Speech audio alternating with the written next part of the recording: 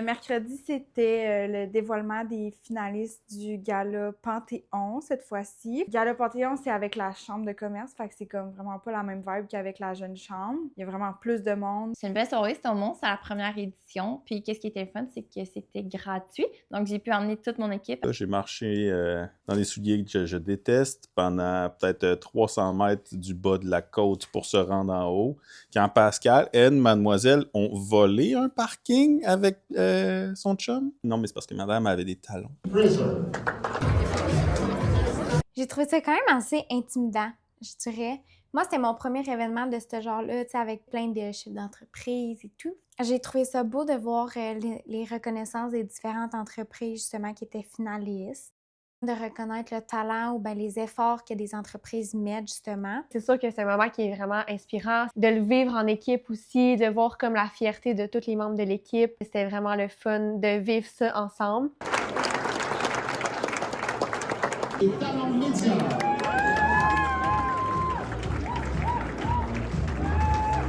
Je suis vraiment fière, je suis vraiment contente. C'est 2 belles nominations.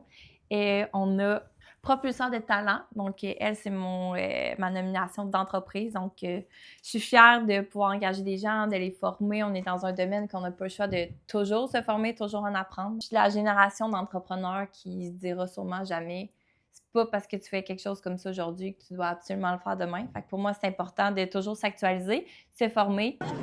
Alors, propulseur de talent, puis mes talents j'ai 9 beaux talents. C'était beau de voir, tu sais, Pascal, c'est comme un petit stress qui relâchait, puis c'était beau de voir la lueur dans ses yeux, à quel point elle était comme fière. Ça lui a rappelé que tous les efforts qu'elle a fait pour l'entreprise et tout, c'est vu. Fait que j'ai trouvé ça vraiment le fun.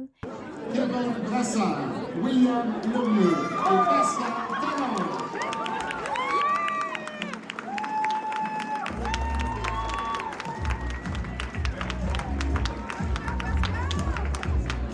Et j'ai une personnalité d'affaires. Donc, lui, c'est mon petit bonbon et je suis vraiment, vraiment fière. En plus, je suis nominée avec 2 hommes, donc Kevin Brasseur et William Lemieux. Alors, bonne chance à nous 3. Ça va être une belle soirée. 1, 2, 3. Je suis vraiment contente. Je voulais pas, Audrey me convaincre. J'étais vraiment déçue de manquer cette soirée-là avec la gang, surtout qu'ils ont l'air d'avoir eu une vraiment belle soirée. Tout le monde était là en plus. Mais ce qui est drôle, c'est que le matin même que j'étais en voyage, j'ai écrit à Pascal, tu sais, de me représenter si jamais je suis finaliste. Je voulais qu'elle monte sur la scène pour me représenter, tout ça. Puis là, moi, ma journée a défile, j'oublie un peu tout ça, puis je vis ma vie, le moment présent avec les enfants, la petite famille. Je reviens à la chambre, il était genre à peu près 9 h le soir. Puis là, je regarde mon cell parce qu'en voyage, je regarde pas vraiment mon téléphone et les réseaux sociaux. Puis là, je check mon cell. Puis là, je suis comme, mon Dieu, mais il y a donc bien des messages tout ça. Puis là, je regarde, là, tous mes revenus tout à coup que c'était la fameuse soirée. Audrey Robitaille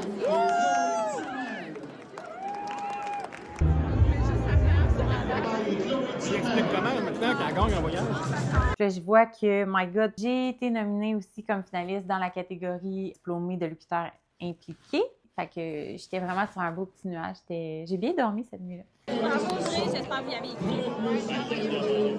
Et bien évidemment, on croisait les doigts, on espérait très fort d'être au moins finaliste dans une des catégories. Puis finalement, turns out qu'on est finaliste dans les 3 catégories. Fait qu'on est vraiment, vraiment, vraiment fiers. Le moment où on a su que Audrey, Pascal Perceau puis Talon étaient finalistes dans leurs 3 catégories, tu sais, je me sentais un peu comme une proud mom, là. Je suis vraiment, vraiment contente. Et pour Pascal, et pour Audrey, et pour l'équipe. C'est toutes des nominations qui sont représentatives, je pense, de l'équipe et de l'environnement de travail ici. Fait que je suis vraiment fière de mon équipe.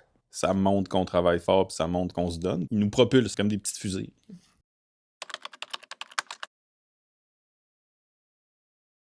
La prod Restomax, ça s'est vraiment bien passé. C'est sûr que, tu sais, dans un resto, ça va vite. Fait que, tu sais, de se mettre dans le bain, c'est toujours un petit peu plus long, je dirais, que versus d'autres clients. Il y a vraiment plus de gens qu'à l'habitude qui ont collaboré à la création de contenu. J'ai été vraiment contente de voir ça.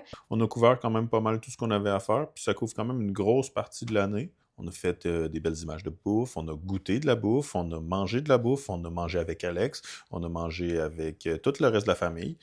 Qu'est-ce que tu as mangé aujourd'hui? Une soupe? Je sais pas. Une brochette de filet mignon? peux. Une omelette 5 œufs. Tu demandes une omelette 5 œufs? Oui, une omelette 5 œufs. Les boulettes 9 à 1. Omelette 5 œufs. Après ça, il doit avoir mangé après sa pizza au bacon oignon était 40, là, sa bacon oignon. Là, il est quoi? Il est... bacon oignon. Là, il est 4h02. dans le fini. Le souper s'en vient, là. Ouais, super. Ouais, c'est ça, parce que tu vas manger aussi pendant, puis après. Oui. Tu veux-tu la brochette? Toute personne qui veut shooter, filmer, peu importe de la bouffe, doit avoir très bien mangé avant. Parce que sinon, tu vas avoir juste faim tout le long. C'est sûr que Resto Max, c'est vraiment un bon resto, je trouve, avec une vraiment belle variété. Fait que c'est sûr que de filmer de la bouffe tout le long, je pense que la prochaine fois, il faut au pire que genre, je sois méga pleine avant d'aller filmer leur contenu. Comment on filme de la bouffe, il faut toujours avoir bien mangé avant. Ce que Béa a appris à ses dépens. Mais tu sais, Alex, il me chipait de la bouffe tout le long. Je l'ai vu se promener avec son petit verre de velouté pendant la moitié du tournage. À un moment donné, il m'est arrivé avec un verre de velouté, tomates et poivrons, que genre j'ai bu pas mal tout le long du tournage. D'ailleurs, petit conseil, vous devriez vraiment les laisser, c'est vraiment bon. On a shoot dans le fond du B-roll de proche de la création des différents plats. On a comme séparé la job en deux. Moi, je m'occupais surtout de faire les recettes. Dans le fond, tu sais, filmer le contenu un peu plus léché. Fait que je m'occupais du contenu un peu plus esthétique. Béa, elle s'occupait plus de ce qui était les trends avec les employés, puis tout ce qui se faisait un peu plus dans la salle à manger. Moi, je m'occupais vraiment de la cuisine. Puis au final, on a pas mal fini en même temps, là. On a des vraiment belles images. Juste la qualité, le rendu va être vraiment incroyable. Puis j'ai vraiment hâte de pouvoir déjà comme créer le contenu puis pouvoir le sortir vite parce que c'est vraiment cool.